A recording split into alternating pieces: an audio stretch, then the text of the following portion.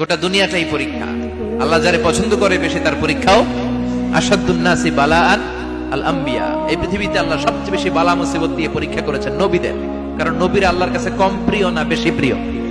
যেহেতু প্রিয় বেশি, পরীক্ষাও।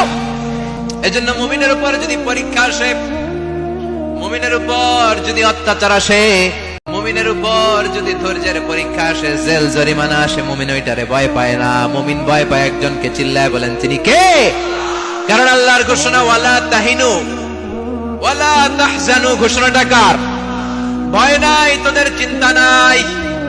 আনতুমুল আ'লাউনা ইন কুনতুম মুমিনিন, তোমরাই বিজয়ী হবা যদি মুমিন হও, যদি মুমিন হও। এজন্য ধৈর্যের পরীক্ষা দিতে হবে, আল্লাহর উপর তাওয়াক্কুল করতে হবে, অত্যাচার আর জুলুম আল্লাহর নামে সহ্য করে যেতে হবে। চিল্লায় বলেন ঠিক কিনা? কারণ মুসলিমের সাথে আল্লাহ থাকে।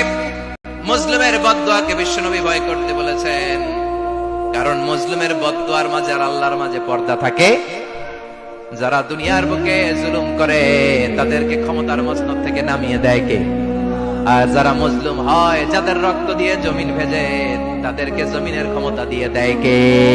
আর যারা রক্ত ঝরায়, ইতিহাস বলে তারা শেষ পর্যন্ত প্রাণ আর জান নিয়ে পালাবার জায়গাটা পায় না। চিল্লায় বলেন ঠিক কিনা?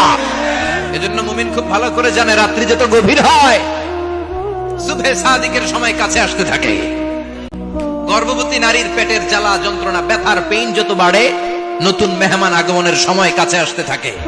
তেমনি ইসলামের পক্ষের শক্তির উপর যদি অত্যাচার, অনাচার, স্টিম রোলার বেড়ে যায়, এটা প্রমাণ করে ইসলামের বিজয়ের সময় কাছে আসতে শুরু করেছে। চিল্লায় বলো ঠিক কিনা?